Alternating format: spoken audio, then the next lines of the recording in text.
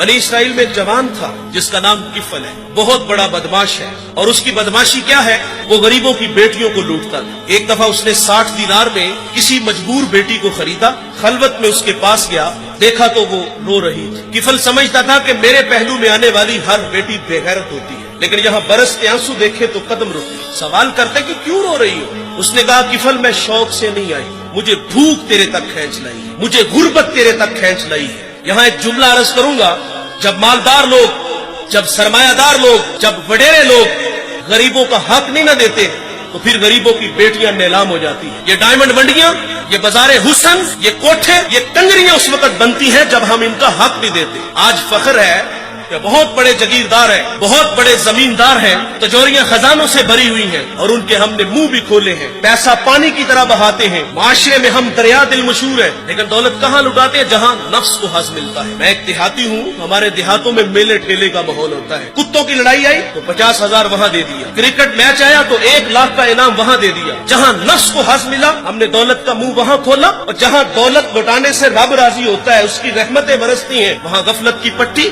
وہ کیا کسی شاعر نے کہا تھا کہ دیکھا ہے میں نے شہر میں کوڑے کے ڈھیر پر 2 بچے لڑ رہے تھے فقط ایک بیر پر، اور گندم امیر شہر کی ہوتی رہی خراب، بیٹی مگر غریب کی فاقوں سے مر گئی۔ اور اللہ نے آپ کو دولت سے نوازا، دولت وہاں دو جہاں دولت لٹانے سے رب راضی ہوتا ہے، اس کی رحمتیں برستی ہیں۔ ہمارے گجرانوالہ دھلا چوک پہ ایک بوڑھا دن دہاڑے آٹے کا تھیلا اٹھا کے دوڑ لگاتا ہے، نحیف تھا، 2 قدم چلا کہ لوگوں نے پکڑا اور خوب زد و کوب کیا، اور بعد میں سوال کیا کہ بوڑھے یہ جرت کیوں کی؟ تو وہ بوڑھا رونے لگا، وہ کہتا ہے 1 ہفتہ ہو گیا مجھے اس چوک میں آ کے کھڑا ہوتا ہوں مزدوری کے لیے، اور مجھے بوڑھا سمجھ کے لوگ چھوڑ کے چلے جاتے ہیں، ہفتہ ہو گئے بچے بھوک سے مر رہے ہیں۔ آج ان کی بھوک دیکھی نہیں گئی تو چوری پہ وہ آمادہ ہوا، اور دولت جہاں لٹاؤ۔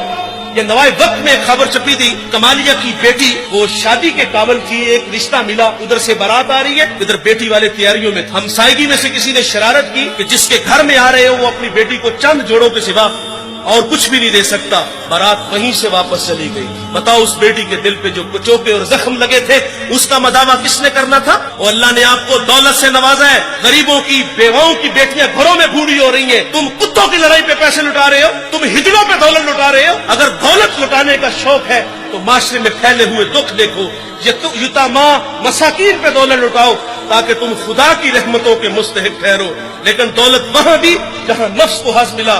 جب اس بیٹی نے کہا کفل مجھے بھوک تیرے تک کھینچ لائی ہے، یہ ایک جملہ کفل کی ہدایت کا سبب بنا، دل کے آئینے پہ چوٹ لگی، کفل رونے لگا، ہاتھ جوڑ کے کہتا ہے بہن مجھے معاف کر دے، تو جس عزت سے آئی ہے اسی عزت سے واپس گھر چلی جا، اور میرے لیے دعا کر کہ میں بڑا ہی کتا انسان ہوں، اللہ مجھے معاف کر دے۔ وہ بیٹی گھر چلی گئی اور ادھر تقدیر کا قلم چل گیا، اسی رات کفل کو موت آ گئی۔